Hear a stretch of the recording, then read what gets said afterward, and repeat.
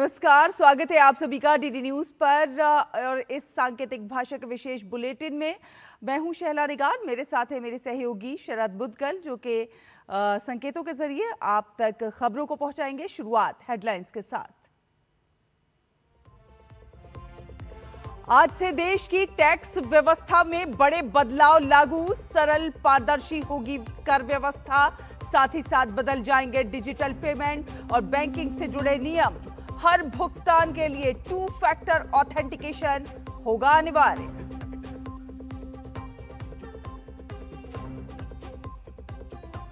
आज से देश में शुरू होगा जनगणना की प्रक्रिया का पहला चरण। 2 चरणों में पूरी होगी प्रक्रिया। पहली बार डिजिटल होगी पूरी प्रक्रिया।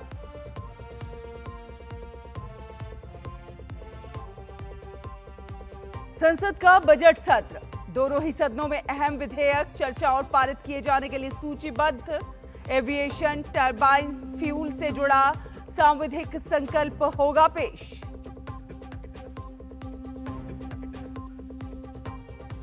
प्रधानमंत्री और भाजपा के स्टार प्रचारक नरेंद्र मोदी आज असम में करेंगे चुनाव प्रचार। राजनाथ सिंह की केरलम में चुनावी रैलियां। कांग्रेस, टीएमसी और लेफ्ट ने भी प्रचार में उतारे अपने दिग्गज।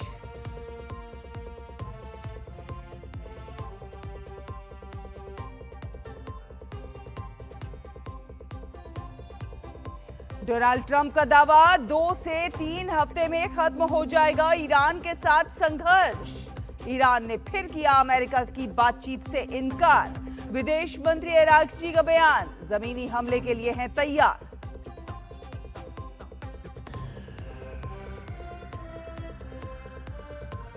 और 4 बार का चैंपियन इटली लगातार तीसरी बार नहीं कर पाया फीफा विश्व कप के लिए क्वालिफाई।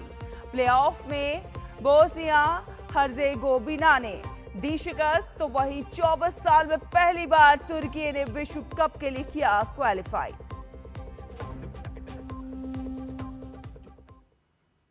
तो आपको बता दें कि आज से देश की जो टैक्स व्यवस्था है उसमें बड़े बदलाव लागू होने के लिए जा रहे हैं और आज से पुराने आयकर कानून की जगह एक नया इनकम टैक्स अधिनियम लागू हो गया है। सरकार का यह दावा है कि टैक्स सिस्टम को सरल, पारदर्शी और जवाबदेह बनाया जाएगा और करदाताओं को सिर्फ टैक्स देने वाला नहीं बल्कि देश के विकास का भागीदार माना जाएगा। नई आयकर व्यवस्था को भारत के टैक्स सिस्टम में एक गेम चेंजर की तरह देखा जा रहा है और इस बदलाव का मकसद साफ है। कम जटिलता हो और ज्यादा पारदर्शिता हो। अब तक करदाताओं को 80C या फिर 80D जैसी कई धाराओं के तहत निवेश और खर्च के सबूत जुटाने पड़ते थे, लेकिन अब ज्यादातर छूटों को सीमित कर दिया गया है। नई टैक्स व्यवस्था डिजिटल और फेसलेस सिस्टम पर आधारित होगी। अब आयकर रिटर्न फाइलिंग से लेकर असेसमेंट और रिफंड तक सभी कुछ ऑनलाइन होगा।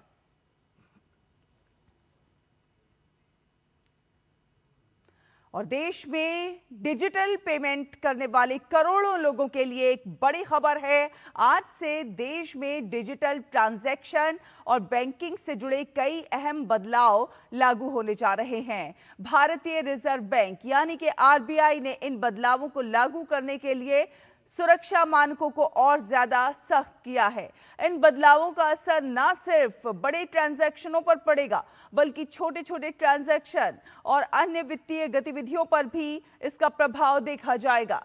अब तक जहां अधिकतर पेमेंट सिर्फ ओटीपी के जरिए पूरे हो जाते थे, तो वहीं नए नियमों के तहत हर ट्रांजैक्शन में दोहरी सुरक्षा यानी कि 2 फैक्टर ऑथेंटिकेशन अनिवार्य हो जाएगा।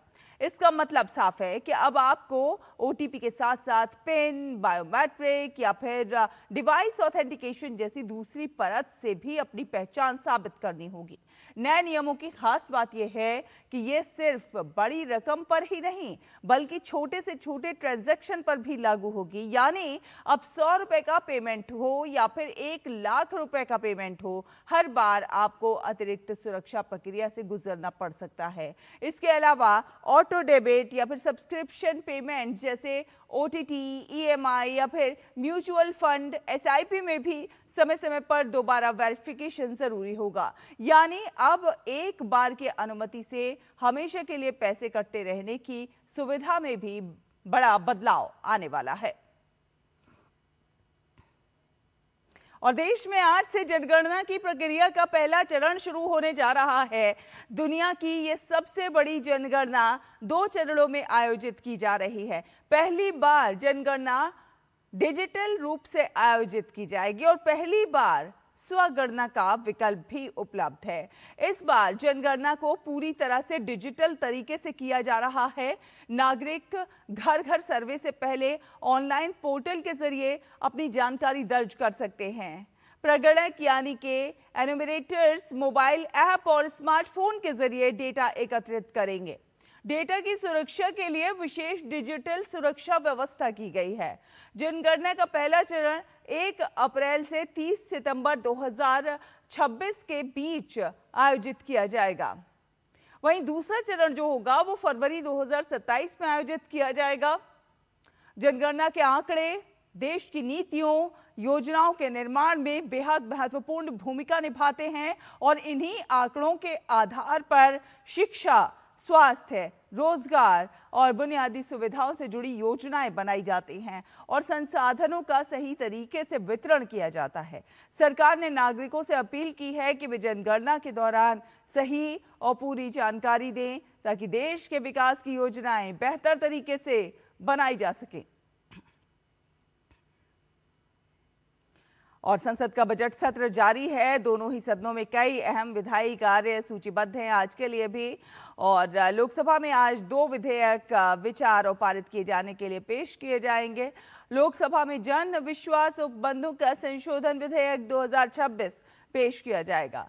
विधेयक को वाणिज्य एवं उद्योग मंत्रालय की ओर से जितेंद्र प्रसाद चर्चा के लिए पेश करेंगे। इस विधेयक का उद्देश्य लगभग 80 केंद्रीय कानूनों में संशोधन कर अपराधों और दंड को डीक्रिमिनलाइज करना या फिर उन्हें युक्ति संगत बनाना है। इसके साथ ही गृह मंत्रालय की ओर से विदेशी अभिदाय विनियमन संशोधन विधेयक 2026 चर्चा और पारित किए जाने के लिए पेश किया जाएगा। यह विधेयक विदेशी अभिदाय विनियमन अधिनियम 2010 में संशोधन करने का प्रस्ताव करता है। तो वहीं उच्च सदन में भी 2 विधेयक का विचार और पारित किए जाने के लिए सूचीबद्ध हैं। राज्यसभा में केंद्रीय सशस्त्र पुलिस बल सामान्य प्रशासन विधेयक 2026 पर चर्चा को आगे बढ़ाया जाएगा और ये बिल केंद्रीय सशस्त्र पुलिस बलों CAPF के अधिकारियों से संबंधित मामलों को रेगुलेट करने का प्रयास करता है। इसके साथ ही वित्त मंत्रालय की ओर से दिवाला और शोधन अक्षमता संहिता संशोधन विधेयक 2026 भी चर्चा के लिए पेश होगा। विधेयक के माध्यम से दिवाला और शोधन अक्षमता संहिता 2016 में संशोधन किया जाना है। और इसके साथ ही दोनों सदनों में वित्त मंत्री Nirmala Sitharaman aviation turbine fuel से जुड़ा हुआ सामुदायिक संकल्प पेश करेंगी। इसके साथ ही प्रश्नकाल के दौरान विभिन्न मंत्रालयों से सांसद अहम प्रश्न भी पूछेंगे। साथ ही साथ विभिन्न समितियों से जुड़े प्रतिवेदन और विवरण भी पेश किए जाएंगे। प्रधानमंत्री और भाजपा के वरिष्ठ नेता नरेंद्र मोदी आज असम के चुनावी दौरे पर रहेंगे और इस दौरान वे राज्य के विभिन्न क्षेत्रों में चुनावी रैलियों को संबोधित करेंगे। प्रधानमंत्री मोदी का ये दौरा विशेष रूप से धेमाजी जिले के गोगामुख और विश्वनाथ जैसे महत्वपूर्ण इलाकों में होगा। प्रधानमंत्री मोदी की रैलियों का उद्देश्य असम की जनता से सीधे संवाद करना और राज्य में आगामी चुनावों के लिए भाजपा की योजनाओं और विकास कार्यों को उजागर करना है। इस दौरान वे असम में चल रहे विभिन्न विकास कार्यों जैसे कि बुनियादी ढांचे, शिक्षा, स्वास्थ्य और किसानों के कल्याण के संबंध में भी बातचीत करेंगे। रक्षा मंत्री और भाजपा के वरिष्ठ नेता राजनाथ सिंह आज केरलम में चुनावी दौरे पर रहेंगे।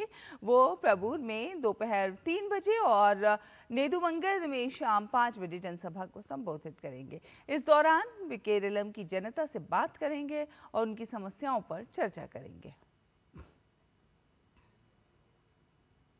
अंतर्राष्ट्रीय खबरों का रुख करें तो अमेरिकी राष्ट्रपति डोनाल्ड ट्रंप ने ईरान के साथ जारी संघर्ष को खत्म करने को लेकर बड़ा बयान दिया है। ट्रंप ने साफ कर दिया है कि अमेरिका जल्दी ही ईरान से अपनी सेना वापस बुलाने की प्रक्रिया शुरू कर देगा।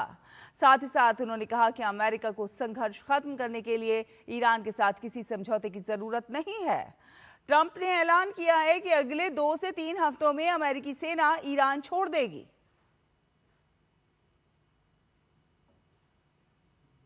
वहीं ईरान के विदेश मंत्री अब्बास अरागची ने अमेरिका के साथ सीधे वार्ता की संभावना को पूरी तरह से खारिज कर दिया है। उन्होंने कहा कि दोनों देशों के बीच भरोसे का स्तर बिल्कुल शून्य है। अरागची ने दावा किया कि अमेरिका की सेनाओं ने पहले ही अपने रडार, विमान और ईंधन टैंकरों को काफी नुकसान पहुंचा लिया है। अब बात करते हैं खेलों की। 4 बार की विश्व चैंपियन इटली लगातार तीसरी बार फीफा वर्ल्ड कप के लिए क्वालिफाई करने में असफल रही है।